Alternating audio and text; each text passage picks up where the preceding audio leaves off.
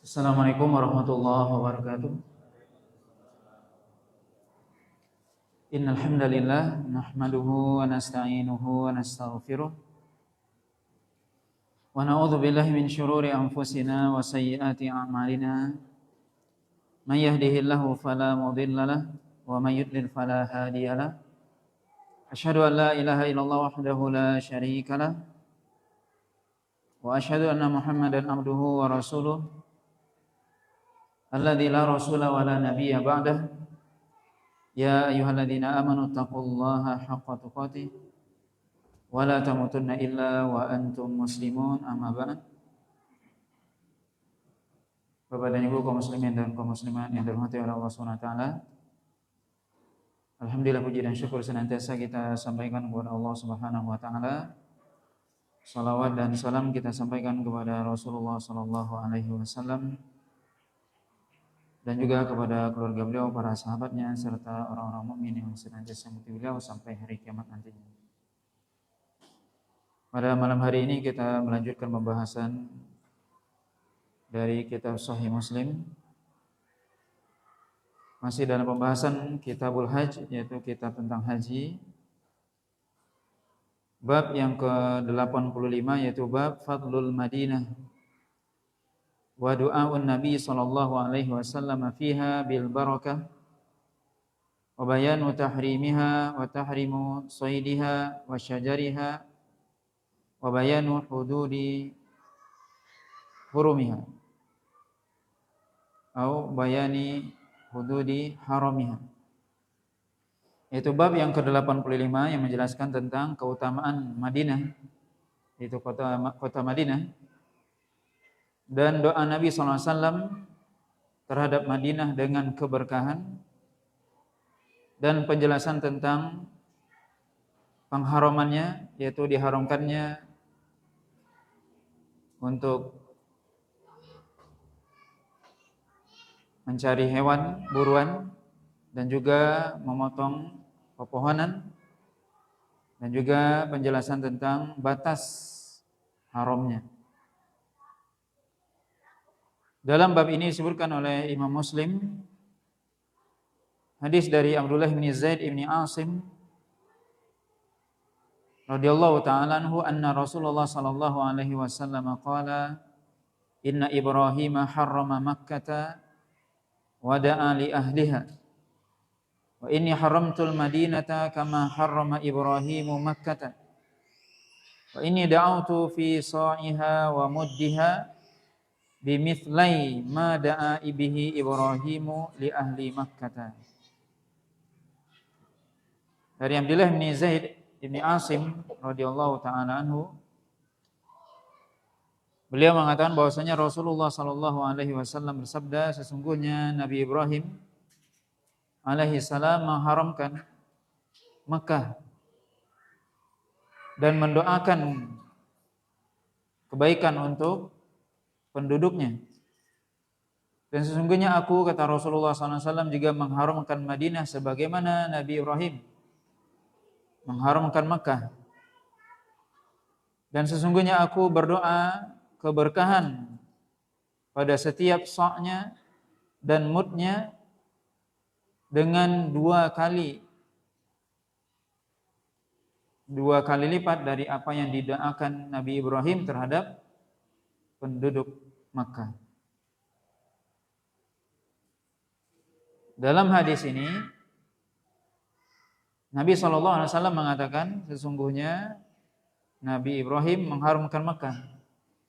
Dan pada bab yang sudah lewat, pada bab yang sudah kita baca sebelumnya, sudah disebutkan hadis bahwasanya Rasulullah sendiri mengatakan Allah Subhanahu wa taala telah mengharumkan Makkah ketika Allah menciptakan langit dan bumi. Dan itu yang dikuatkan oleh Imam An-Nawawi, bahwasanya di sini maksudnya adalah seolah-olah bertentangan ketika hadis sebelumnya menyebutkan bahwasanya Allah Subhanahu wa taala mengharamkan Mekah ketika Allah menciptakan langit dan bumi. Dalam hadis ini Nabi sendiri mengatakan Nabi Ibrahim yang mengharamkan Mekah. Maka disebutkan oleh Imam Nawawi kemungkinan, ya. Maksudnya adalah kata Imam Nawawi bahwasanya Allah SWT pertama kali yang mengharamkan, kemudian Nabi Ibrahim yang memberitakan atau memasyhurkannya. Maka di sini disebutkan tidak ada pertentangan. Jadi Allah SWT yang telah mengharamkan Makkah sejak awal Allah menciptakan langit dan bumi. Tetapi Nabi Ibrahim yang memberitakan, yang memasyhurkan, yang mengiklankan. Kemudian juga Nabi mengatakan bahwasanya aku juga mengharamkan Madinah sebagaimana Nabi Ibrahim mengharamkan Makkah. Maka ini hadis menunjukkan bahwasanya Madinah juga memiliki kemuliaan dan juga termasuk di dalamnya ada tanah haram sebagaimana juga Makkah. Kemudian Nabi di sini menambahkan bahwasanya aku berdoa keberkahan kepada setiap sa'nya dan mudnya penduduk Madinah. Sa' yaitu satu sa' itu 4 mud, ya. Satu mud itu adalah bilangan atau kadar dua tangan kita ini penuh dengan misalnya makanan atau beras, maka itu namanya satu mud. Maka satu sa' adalah 4 mud. Di sini disebutkan bahwasanya Nabi SAW mendoakan keberkahan kepada setiap hal yang paling kecil pun dari Madinah.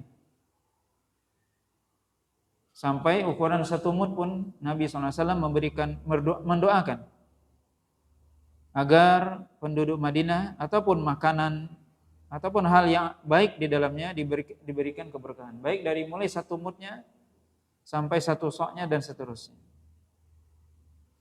Dan ini adalah salah satu keutamaan Madinah dan juga keberkahan dari doa Nabi SAW, diberikan keberkahan dari apa yang ada di Madinah. Baik di sini disebutkan dari makanannya ataupun buah-buahan ataupun yang lainnya.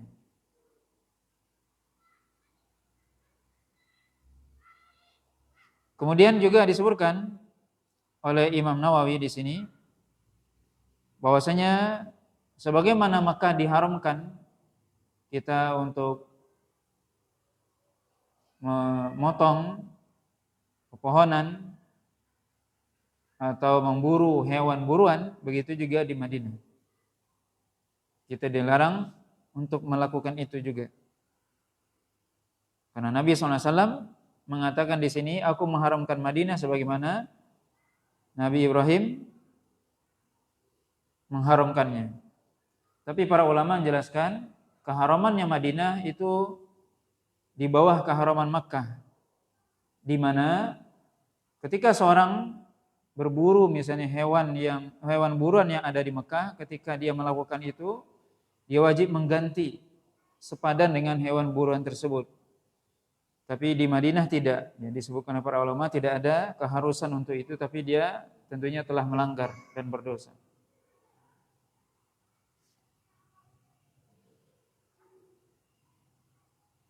Kemudian hadis selanjutnya yang dibawakan oleh Imam Muslim, yaitu hadis dari sahabat Rafi' ibni Khadij, qala Rasulullah SAW, inna Ibrahim harrama Makkah wa inni uharrimu ma baina labataiha yuridu Madinah. Dari Rafi' ibni Khadij radhiyallahu ta'ala anhu, beliau mengatakan bahwasanya Rasulullah SAW bersabda, sesungguhnya Nabi Ibrahim telah mengharamkan Makkah dan sesungguhnya aku mengharamkan ma baina labataiha, yaitu Madinah. Ma baina labataiha, kata Imam Nawawi, labatun bermakna harratun, yaitu tanah yang di situ ada bebatuan yang berwarna hitam. Maka kata labah ataupun harrah itu adalah tanah yang di situ ada bebatuan berwarna hitam di Madinah, dan itu adalah batas haram Madinah. Yaitu baina labataiha, dari di antara dua tanah hitam atau batu hitam yang ada di Madinah. Yaitu dari sisi atau dari arah timur dan baratnya Madinah. Dari timur dan baratnya Madinah, maka batasnya adalah dua tanah yang di situ ada bebatuan hitam. Ini yang disebutkan oleh Nabi SAW. Kemudian hadis selanjutnya disebutkan dari Jabir bin Abdullah radhiyallahu ta'ala anhu, qala Nabi sallallahu alaihi wasallam, inna Ibrahim harrama Makkah wa inni haramtul Madinata ma baina labataiha la yuqta'u idahuha wa la yusadu sayduha. Nabi SAW mengatakan bahwasanya sesungguhnya Nabi Ibrahim mengharamkan Makkah dan sesungguhnya aku mengharamkan Madinah antara dua labataiha, di antara dua bebatuan yang berwarna hitam di timur dan barat. Kemudian la yuqta'u idahuha, tidak boleh memotong pepohonan atau rerumputannya. Tidak boleh memotong. Idah diartikan, kata Imam Nawawi, al-idah adalah kullu syajara fihi syauq, yaitu semua pohon yang di dalamnya ada durinya. Secara umum dilarang memotong pepohonan yang ada di Madinah. Wala yusadu sayduha, dan juga tidak boleh berburu hewan buruannya.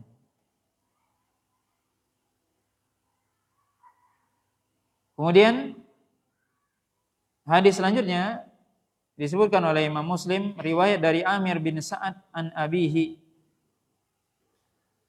Qala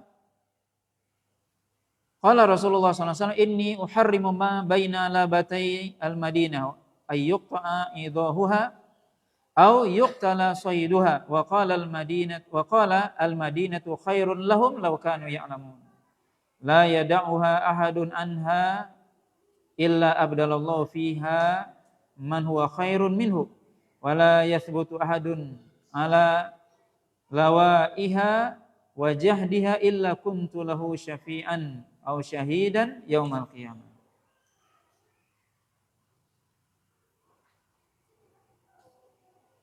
Hadis ini dari Amir bin Sa'ad dari bapaknya radhiyallahu ta'ala anhu, bahwasanya Rasulullah SAW bersabda, sesungguhnya aku mengharamkan Madinah di antara dua tanah yang ada bebatuan hitam. Diharamkan untuk memotong pepohonan yang ada di dalamnya dan juga membunuh hewan buruannya. Kemudian Nabi SAW mengatakan, al-Madinatu khairun lahum law kanu ya'lamun. Sesungguhnya Madinah itu lebih baik bagi mereka jika mereka mengetahui. La yada'uha ahadun anha illa abdalallahu fiha man huwa khairun minhu. Tidaklah seorang meninggalkan Madinah, yang dia meninggalkan Madinah itu karena benci kepadanya atau tidak suka kepada Madinah tersebut, kecuali Allah SWT akan menggantikan orang itu dengan yang lebih baik darinya untuk tinggal di Madinah. Wala yathbutu ahadun ala lawaiha wajahdiha illa kuntu lahu syafi'an aw syahidan yaumal qiyamah. Dan tidaklah salah seorang tetap bersabar menghadapi lawai, ya. Itu artinya adalah, kata Imam al-masyaqqah, kesusahan, kesulitan. Ada juga diartikan, kata Imam Nawawi, kelaparan. Maka Nabi SAW mengatakan, tidaklah seorang tetap tinggal di Madinah sabar menghadapi kesulitan, kesusahan ataupun kelaparan yang dia alami di Madinah, kecuali aku akan menjadi syafi'an, sebagai pemberi syafaat baginya nanti di akhir, au syahidan, sebagai syahid baginya nanti di hari kiamat. Maka hadis ini, riwayat ini ada tambahan bahwasanya Nabi mengatakan al-Madinah khairul lahum law kanu ya'lamun, dan ini adalah sebuah motivasi dari Nabi SAW untuk atau agar manusia tinggal di Madinah. Nabi mengatakan wal Madinatu khairun lahum law kanu ya'lamun, sesungguhnya Madinah itu lebih baik bagi mereka kalau mereka mengetahui. Bahkan Nabi mengatakan tidaklah seorang meninggalkan Madinah karena dia tidak suka atau dia benci kepada Madinah kecuali Allah gantikan dia dengan orang yang lain yang lebih baik dari dia. Kemudian Nabi mengatakan, memberikan motivasi bahwasanya seorang yang dia bersabar tinggal di Madinah dengan kesusahannya, dengan kesulitannya, maka Nabi mengatakan, aku akan menjadi syafi', pemberi syafaat nanti di akhirat, atau syahid sebagai saksi bagi dia nanti di akhirat, di hari kiamat. Maka ini keutamaan untuk tinggal di Madinah bagi orang yang mampu tinggal di situ. Tetapi tentunya kalau kita lihat ya, dalam hadis ini Nabi mengatakan bahwasanya Madinah lebih baik bagi mereka jika mereka mengetahui. Tapi kita lihat para sahabat setelah Rasulullah SAW meninggal, itu boleh kita katakan sebagian sahabat mereka meninggalkan Madinah. Ada yang ke Mekah, ada yang ke Basrah, Kufah, Mesir dan sebagainya. Keluar dari Madinah. Untuk apa? Berdakwah. Maka para ulama menjelaskan di sini kita bisa lihat bahwasanya para sahabat mengerti, paham ya, bahwasanya berdakwah dan berjihad di jalan Allah tentunya nilai pahalanya jauh lebih besar daripada tetap tinggal di Madinah. Makanya sebagian sahabat itu keluar dari Madinah setelah Rasulullah SAW meninggal. Mereka berjihad di jalan Allah, ada yang berjihad, ada yang mereka memang berdakwah, mengajarkan ilmu, menyebarkan Islam. Ini menunjukkan bahwasanya berdakwah, berjihad di jalan Allah, menyebarkan ilmu, menyebarkan Islam itu pahalanya jauh lebih besar daripada tinggal di Madinah. Oleh karena itulah para sahabat keluar. Sahabat-sahabat yang utama keluar dari Madinah untuk berdakwah. Tapi di sini Nabi SAW menyebutkan bahwasanya bagi seorang yang dia mampu tinggal di Madinah, maka hendaknya dia bersabar. Bersabar dari masyaqqah atau kesusahan yang ada di Madinah. Ya, termasuk di Madinah tentunya, kalau di zaman Nabi itu terkenal dengan wabah huma Madinah, yaitu demam Madinah. Termasuk juga kalau sekarang termasuk Madinah itu sangat panas, kemudian juga sangat dingin. Dinginnya menusuk. Maka orang yang tinggal di Madinah dengan mampu dia bersabar, maka itu yang disebutkan oleh Nabi, maka dia akan mendapatkan syafaat dari Nabi SAW di akhirat. Ini keutamaan. Kemudian dalam riwayat yang lain disebutkan, yang juga riwayat dari Sa'ad bin Abi Waqqas radhiyallahu ta'ala anhu, ada tambah riwayat disebutkan, wala yuridu ahadun ahlal madinati bisu'in illa adzabahu Allahu finnar dzaubar rasas atau dzaubal milh fil ma. Nabi SAW menyebutkan tidaklah ada seorang pun yang menginginkan kepada penduduk Madinah keburukan, kecuali Allah SWT akan mengazabnya, akan mencairkan dia di dalam api neraka sebagaimana timah yang dicairkan, atau sebagaimana cairnya garam di dalam air. Maka riwayat ini merupakan sebuah warning, peringatan bagi orang-orang yang memiliki keinginan buruk terhadap Madinah atau penduduk Madinah, di mana Nabi mengatakan tidaklah seorang pun menginginkan kepada penduduk Madinah keburukan kecuali Allah akan mengazabnya, membuat dia mencair di dalam neraka seperti cairnya timah dibakar dengan api, atau cairnya garam di dalam air. Menunjukkan bahwasanya seseorang hendaknya dia ketika berada di tanah haram, Makkah atau Madinah sama. Seorang benar-benar dia menjaga niatnya, dia bagaimana menjaga dirinya dari perbuatan yang dilarang oleh Allah SWT, termasuk perbuatan dosa dan maksiat, ataupun dia ingin melakukan kezaliman kepada orang lain. Tidaklah dia ingin melakukan kezaliman kepada orang lain kecuali Allah SWT akan menghadapnya.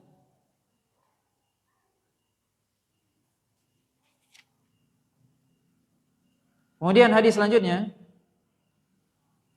Hadis ini dari Anas bin Malik radhiyallahu taala anhu.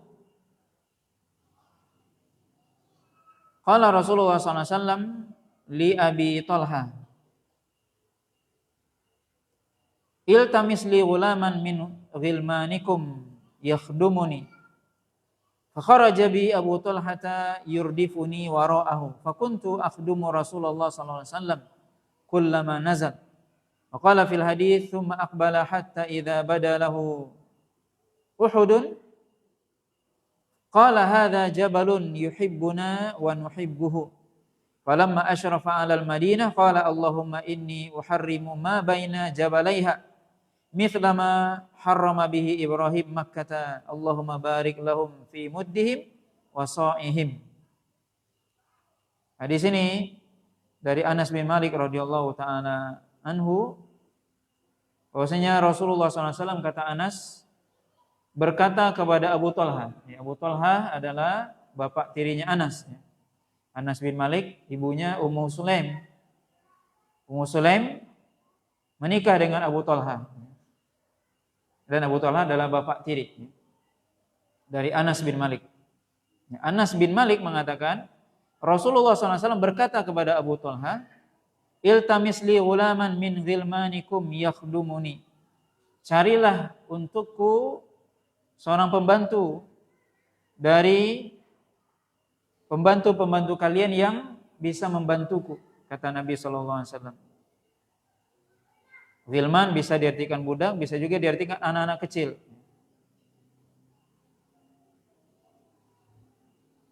Fakharaja bi Abu Talha yurdifuni wara'ahu. Maka kemudian Abu Talha keluar bersamaku dan beliau memboncengku di belakangnya. Maka kemudian aku setelah itu berkhidmah kepada Nabi, yang membantu Nabi SAW. Ini riwayat yang dalam riwayat ini disebutkan bahwasanya Nabi meminta kepada Abu Talha untuk mencarikan seorang yang bisa membantu beliau. Maka Abu Talha langsung datang ke rumahnya, kemudian meminta Anas untuk pergi bersama beliau. Beliau bonceng, kemudian beliau bawa ke hadapan Nabi SAW. Dalam riwayat yang lain disebutkan bahwasanya ketika Nabi SAW hijrah ke Madinah, Ummu Sulaim datang kepada Nabi SAW dan menawarkan, ini Anas wahai Rasul. Ummu Sulaim mengatakan, ini Anas, ibaratnya kita katakan, aku titipkan untuk berkhidmah kepada engkau. Ya wallahu alam, di sini disebutkan Rasul yang meminta. Kemudian disebutkan oleh Anas, maka aku senantiasa berkhidmah kepada Nabi SAW. Jadi Anas bin Malik berkhidmah kepada Nabi SAW ketika itu beliau masih kecil, belum balik. Ya. Beliau berkhidmah kepada Nabi masih anak-anak, masih kecil, belum balik. Beliau berkhidmah kepada Nabi SAW. Maka beliau berkhidmah kepada Nabi itu sejak pertama Nabi datang ke Madinah. Sejak pertama kali datang Nabi ke Madinah. Dalam riwayat ini disebutkan bahwasanya Anas mengatakan ketika Nabi SAW suatu ketika berangkat ke Bukit Uhud, kemudian Nabi SAW mengatakan, hadza jabalun yuhibbuna wa nuhibbuhu. Gunung ini, yaitu Gunung Uhud, adalah gunung yang mencintai kita dan kita mencintainya. Maka disebutkan oleh para ulama bahwasanya hadis ini menunjukkan bahwasanya gunung, dalam hal ini Gunung Uhud, mencintai Rasulullah dan para sahabat, dan para sahabat mencintai Uhud. Dan ini menunjukkan bahwasanya benda yang menurut kita benda mati, yang menurut kita tidak bergerak, tidak bisa berbicara, ternyata apa? Juga punya kehendak, punya rasa cinta dan sebagainya. Dan itu adalah dengan makna yang hakiki, bukan sebagian orang mengatakan itu perlu ditakwil, tidak. Karena Allah SWT mengatakan, wa in min syai'in illa yusabbihu bihamdihi walakin la tafqahuna tasbihahum. Tidak ada dari segala sesuatu kecuali bertasbih kepada Allah SWT. Tetapi kalian saja yang tidak paham tasbih mereka. Benda yang menurut kita mungkin mati, tidak bergerak, tidak punya keinginan, ternyata ada keinginan yang kita tidak tahu, kita tidak mengerti.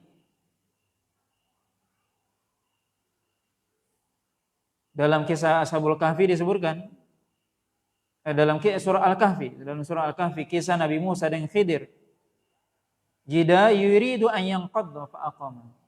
Dinding yang ingin roboh, dinding itu ingin roboh, berarti dinding punya keinginan.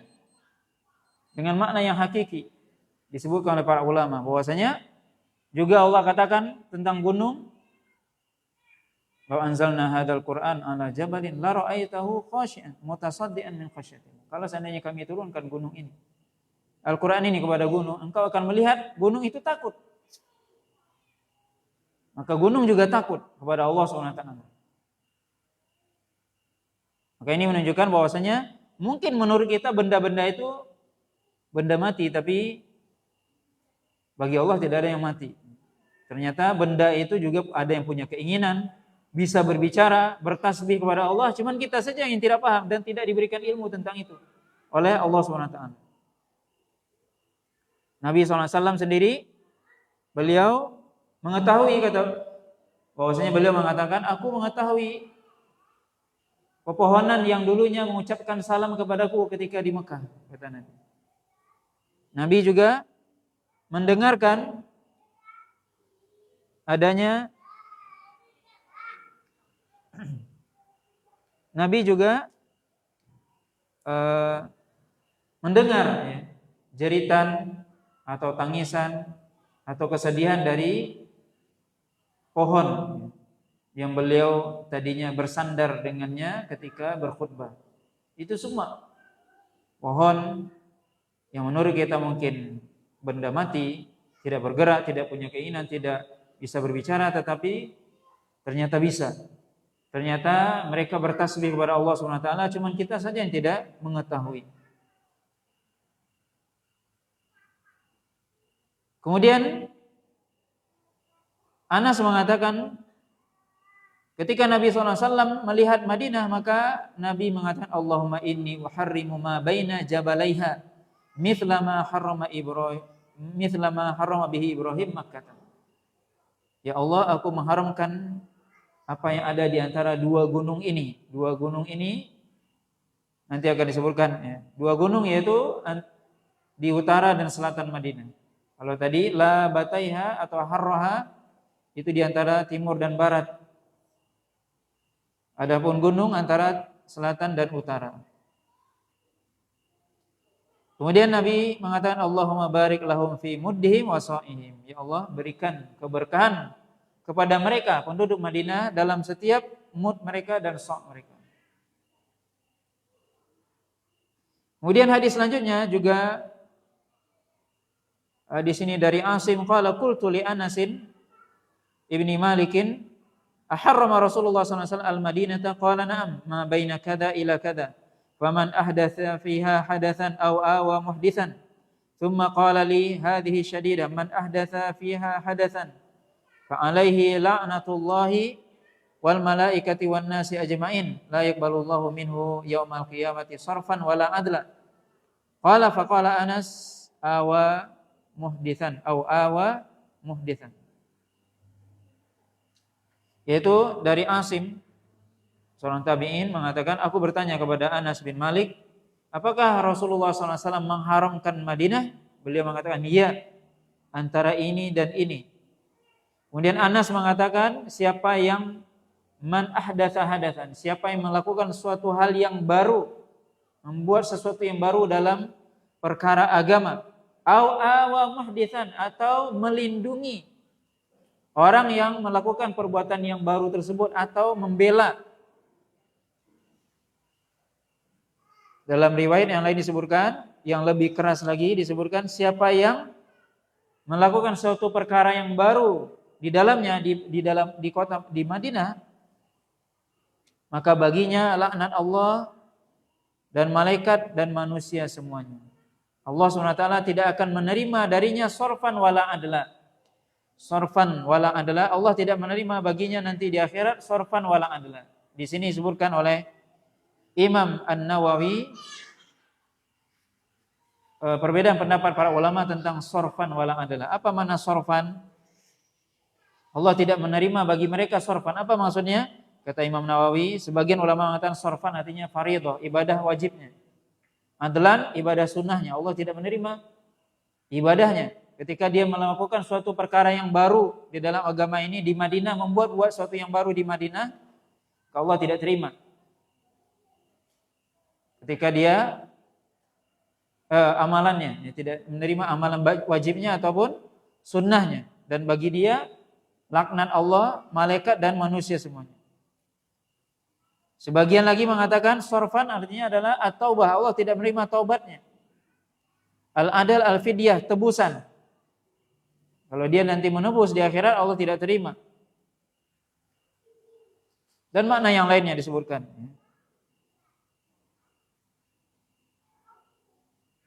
Yang mana? Ya sebagian menguatkan maknanya adalah tidak diterima. Ada yang mengatakan tidak diterima taubatnya. Atau tidak diterima ibadahnya, baik yang wajib ataupun yang sunnah. Dan ini merupakan sebuah peringatan dari Nabi SAW. Seorang yang melakukan perbuatan yang tidak diajarkan oleh Nabi SAW.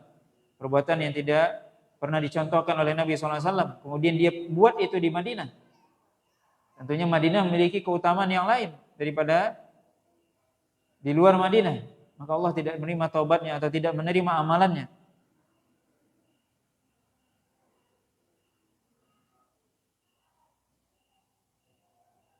Kemudian riwayat selanjutnya juga dari Anas, dari Asim al-Ahwa, qala sa'altu Anas, aharrama Rasulullah SAW al-Madinah? Qala na'am, hiya haramun, la yuhtala khalaha, faman fa'ala dhalika fa'alaihi la'natullah wal malaikati wan nasi ajma'in. Asim mengatakan, saya bertanya kepada Anas, Anas, apakah Rasulullah SAW mengharamkan Madinah? Maka Anas mengatakan, iya, dia adalah haram, tidak boleh memotong pepohonannya. Siapa yang melakukannya, maka baginya laknat Allah, manusia dan malaikat dan manusia semuanya. Maka di sini menunjukkan bahwasanya seorang yang dia sengaja memotong pepohonan di Madinah atau berburu hewan buruan yang ada di Madinah, maka dia mendapatkan ancaman, Allah melaknat dia, malaikat melaknat dia, manusia semua melaknat dia. Ini termasuk berarti apa? Termasuk dosa besar. Karena laknat tidak mungkin diberikan kecuali bagi pelaku dosa besar. Karena ini apa? Tanah yang disucikan oleh Nabi SAW, disucikan oleh Allah SWT. Maka siapa yang melakukannya, kata Nabi SAW, maka bagi dia laknat Allah, malaikat dan manusia semua.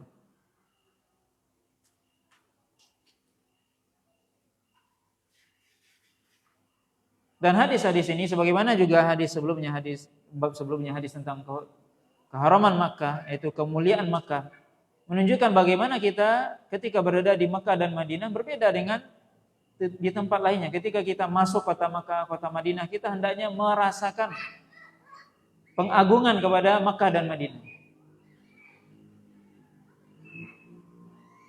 Tidak sama dengan daerah yang lainnya, kita hendaknya mengagungkannya. Ya, sampai di sini Nabi mengatakan tadi bahwasanya orang yang memotong pepohonan yang ada di Madinah ataupun mengganggu, ya, jangankan menangkap hewan buruan, mengganggu saja nggak boleh. Kalau kemarin yunafar itu artinya apa ya? Menggertak, ya. Burung misalnya kita gertak kemudian dia lari, nah itu nggak boleh. Kita jalan dia lari sendiri nggak apa-apa, tapi kita gertak dia kemudian dia lari, nggak boleh. Itu masuk dalam makna nanti menakut-nakuti burung nggak boleh, menakut-nakuti hewan. Ini menunjukkan apa? Ini Madinah, Makkah. Hendaknya ketika kita berada di situ benar-benar kita memuliakan sebagaimana Allah memuliakan kedua kota tersebut. Kemudian juga riwayat selanjutnya dari Anas bin Malik, anna Rasulullah SAW qala Allahumma barik lahum fi mikyalihim wa barik lahum fi sa'ihim wa barik lahum fi muddihim. Bahwasanya Rasulullah SAW bersabda, ya Allah berikan keberkahan kepada mereka dalam mikyal, yaitu mikyal takaran mereka. Takaran mereka, wa fi sa'ihim dan juga takaran ya, wa fi muddihim. Ini semua doa dari Nabi SAW agar Allah memberikan keberkahan bagi Madinah. Kemudian hadis selanjutnya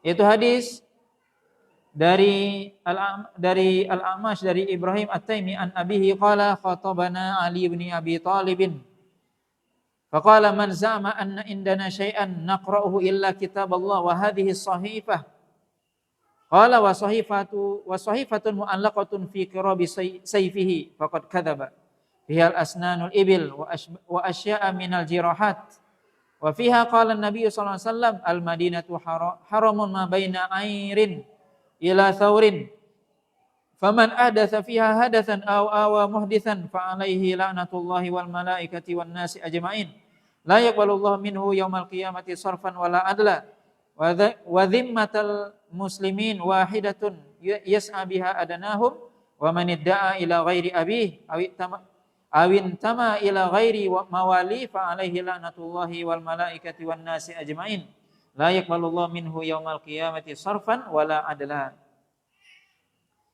Hadis ini dari Al-A'mash dari Ibrahim At-Taimi dari bapaknya, beliau mengatakan bahwasanya Ali bin Abi Thalib pernah berkhutbah kepada kami. Ali bin Abi Thalib radhiyallahu ta'ala anhu berkhutbah, kemudian beliau mengatakan siapa saja yang menyangka bahwasanya kami di sini maksudnya Ahlul Bait, kami memiliki sesuatu yang dikhususkan oleh Nabi SAW kecuali Al-Quran dan apa yang ada pada lembaran ini. Dan lembaran itu ada bergantung di dekat pedangnya atau tempat pedangnya Ali bin Abi Thalib, maka sungguh dia telah berdusta. Apa maksudnya? Ali bin Abi Thalib mengatakan, kalau seandainya ada orang-orang yang menyangka, mengira, dan ini Ali bin Abi Thalib menyampaikan di zaman beliau ketika beliau menjadi khalifah, yang ketika itu sudah mulai muncul pemahaman sekte Syiah yang mereka mengagung-agungkan Ali dan mengagungkan Ahlul Bait, keluarga Nabi, dengan mereka mengatakan bahwasanya Ali memiliki satu kekhususan. Rasulullah pernah memberikan suatu wasiat yang ditulis khusus untuk Ali bin Abi Thalib yang hanya Ali saja yang tahu. Dan hadis ini membantah tuduhan itu semua, membantah klaim orang-orang Syiah Rafidhah sejak zaman dahulu sampai hari ini. Yang mereka menyangka bahwasanya Nabi itu menyisipkan sesuatu, mewasiatkan sesuatu yang khusus buat Ali bin Abi Thalib. Salah satunya kata mereka Ali lebih berhak menjadi khalifah daripada Abu Bakar. Ini Ali sendiri yang membantah, yang mengatakan apa? Kalau seandainya ada orang yang menyangka bahwasanya kami punya wasiat khusus dari Nabi selain Al-Quran, Al-Quran tentunya bukan khusus, atau yang ada di dalam sahifah ini, dalam lembaran ini, apa lembaran ini nanti akan disebutkan, maka sungguh dia telah berdusta. Maka orang Syiah berdusta. Ali bin Abi Thalib sendiri mengatakan mereka berdusta. Ali sendiri mengatakan mereka berdusta. Apa yang ada dalam lembaran yang ada dalam catatan Ali bin Abi Thalib? Fihal asnanul ibil, yaitu di dalamnya ada tentang penjelasan asnanul ibil, maksudnya umur-umur unta yang dibayarkan untuk membayar diat. Jadi seorang ketika dia membunuh, maka dia harus membayar diat. Baik dia pembunuhan disengaja atau seperti disengaja atau pembunuhan tidak disengaja. Seorang ketika dia membunuh dengan sengaja, dia dikisos. Kalau dia tidak dikisos, dimaafkan, maka dia membayar diat. Diatnya ada 100 ekor unta. 100 ekor unta itu ada aturannya, berapa umurnya. Itu yang dimaksud. Berapa umurnya? Apa 100 itu umur 3 tahun semua, 5 tahun? Enggak, ada aturannya. Diat yang mughalladhah itu adalah 40. Yang jelas 40 dalam keadaan bunting, dalam keadaan hamil. Dari 100 itu. Tapi umur yang lain ada aturannya semua. Itu yang dimaksud oleh Ali di sini. Fiha asnanul ibil. Di dalamnya ada penjelasan tentang umur-umur unta yang berkaitan dengan diat. Diat pembunuhan. Baik disengaja, seperti disengaja atau pembunuhan tidak disengaja. Wa asya minal jirahat. Dan juga hal yang berkaitan dengan diat atau arsh istilahnya bagi orang yang terluka. Kalau tadi membunuh ada diatnya, bagi orang yang melukai orang lain juga ada diatnya. Ada arshnya. Kalau diat untuk pembunuhan, selain itu disebut arsh. Misalnya dia melukai orang lain, maka itu ada balasannya. Misalnya seorang melukai kepala orang, itu dalam istilah disebut muwaddiha atau syaqqah, macam-macam namanya. Itu semua ada aturannya. Berapa dia harus bayar diat. Atau dia mukul orang, patah gigi orang satu, itu ada diatnya. Berapa ekor unta. Atau yang lainnya. Itu yang ada kata Ali. Itu penjelasan yang ada dalam tulisan ini kata Ali. Jadi itu. Jadi yang ada dalam lembaran ini hanya apa? Penjelasan tentang diat. Kemudian juga di dalamnya juga ada perkataan Nabi bahwasanya Madinah ini diharamkan antara bukit Air ila Thaur. Ini nama bukit. Dua bukit tadi yang di utara dan selatan. Yaitu ma baina Airin ila Thaurin. Antara bukit atau gunung Air ila Thaur.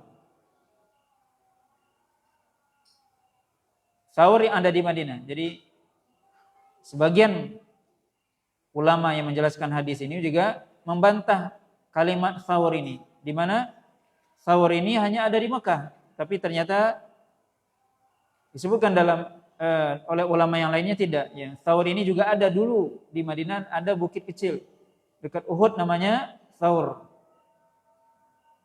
Kemudian Nabi SAW mengatakan, siapa yang melakukan suatu hal yang atau mengada-ada atau membela, melindungi orang yang melakukan perkara yang baru atau yang mengada-ada tersebut, maka baginya laknat Allah dan malaikat dan manusia semua. Maka di sini disebutkan sebagaimana hadis sebelumnya tadi, ini peringatan bagi orang yang melakukan perbuatan yang tidak diajarkan oleh Nabi, melakukan perbuatan bid'ah.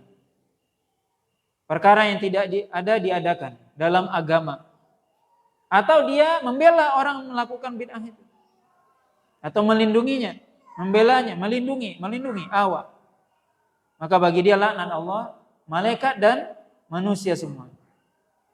Dan Allah SWT di hari kiamat tidak akan menerima tadi sorfan wala adla. Tadi sudah kita sebutkan maknanya, sebutkan oleh Imam Nawawi. Ada yang mengatakan ibadah wajib ataupun sunnahnya, atau taubatnya, ataupun fidyahnya atau tebusannya.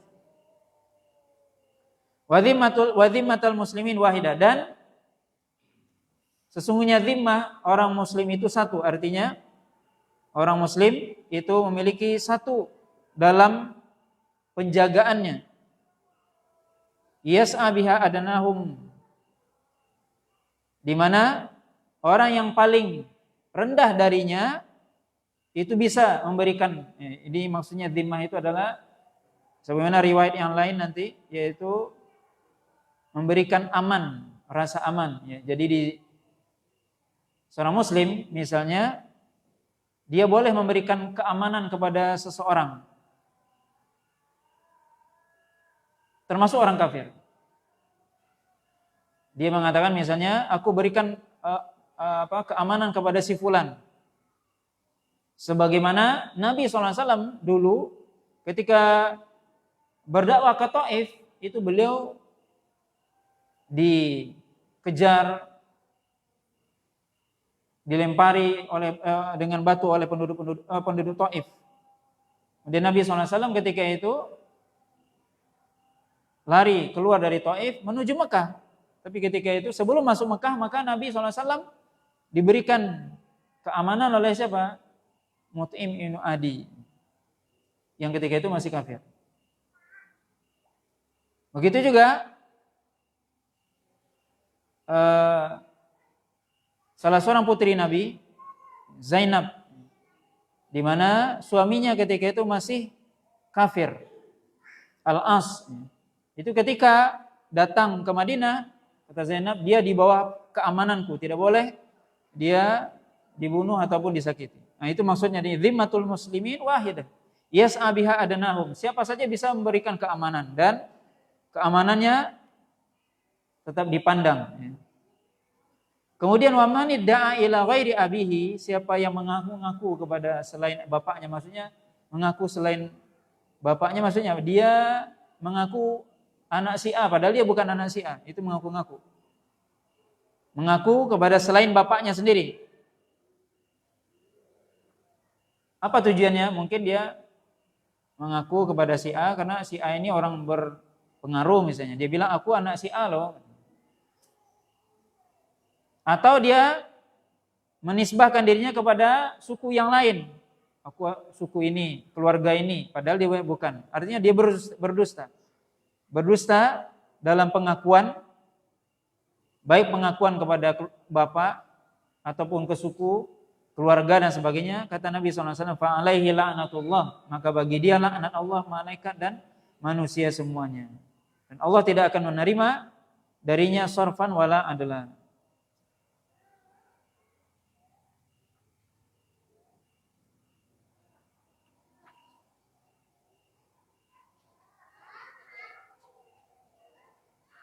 Kemudian hadis selanjutnya, hadis dari Abu Hurairah radhiyallahu taala anhu, annahu yaqul law kana ra'aitu dhiba tarta bil Madinah ma dha'artuha. Qala Rasulullah sallallahu alaihi wasallam ma baina labataiha haramun. Abu Hurairah mengatakan, kalau seandainya aku melihat rusa, dhiba jenis rusa sedang makan rerumputan di Madinah, maka aku tidak akan mengganggunya, aku tidak akan menakut-nakutinya. Kenapa? Karena Rasulullah SAW mengatakan bahwasanya di antara dua labataiha, yaitu dua batu yang hitam ini haram untuk diganggu.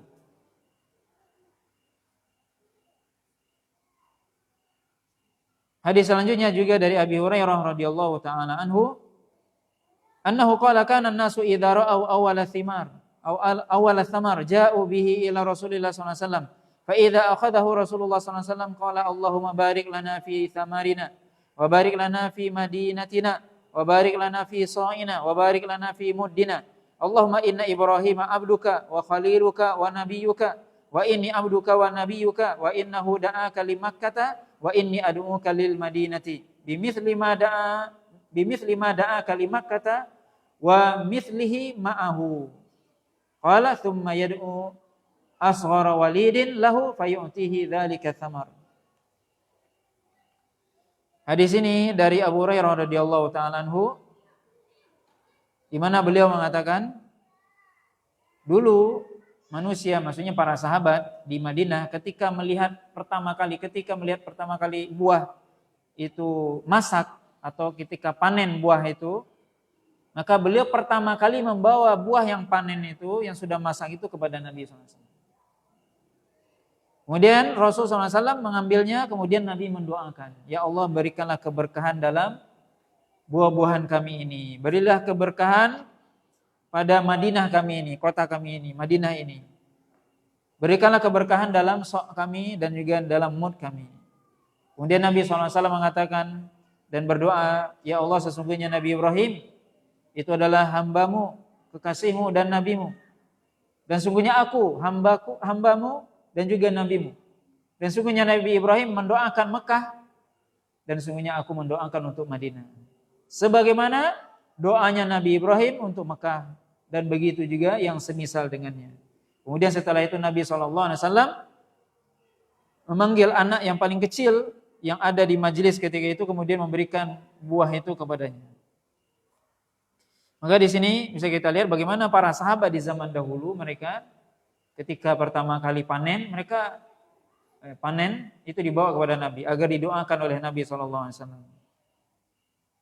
Kemudian juga hadis ini juga menyebutkan atau menguatkan hadis sebelumnya di mana Nabi mendoakan secara khusus Madinah sebagaimana didoakan Nabi Ibrahim mendoakan Mekah, begitu juga Nabi mendoakan Madinah. Kemudian juga Nabi SAW kata Abu Hurairah tadi memberikan buah tersebut kepada anak yang paling kecil. Ini juga menunjukkan bagaimana Nabi SAW memperhatikan atau perhatian kepada anak-anak kecil. Bagaimana Nabi SAW memberikan buah yang sudah didoakan itu kepada anak yang paling kecil yang ada di majelis tersebut.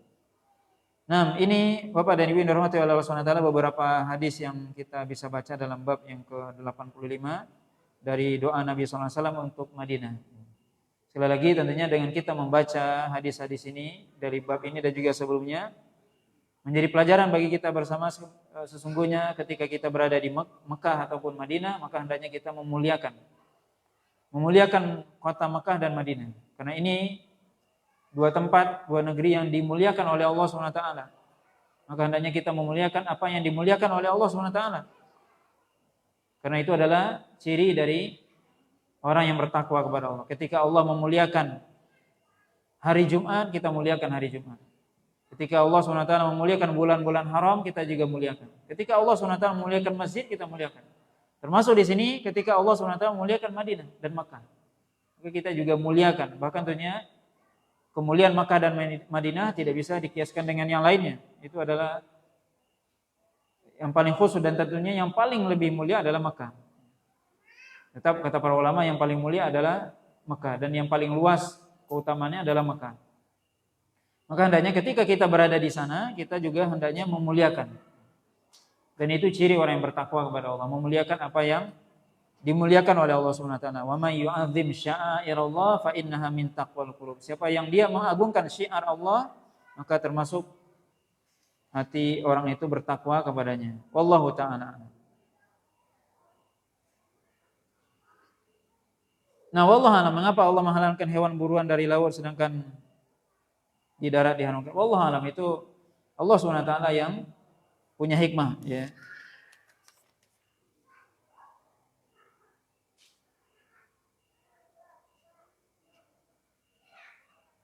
Oh, ini pertanyaan panjang nih, ya.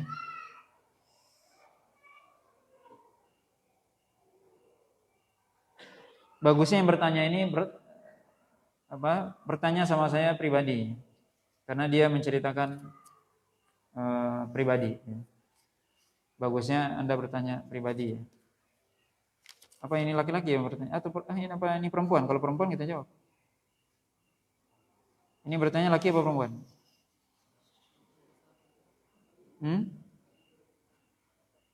Kalau perempuan saya jawab lah. Tapi kalau laki-laki tanya langsung nanti, ya. Oh iya, laki-laki. Ya, bisa nanti tanya habis sholat boleh. Nah, wallahu ta'ala alam. Wassallallahu ala nabiyina Muhammadin wa ala alihi washabihi wasallam. Wassalamualaikum warahmatullahi wabarakatuh.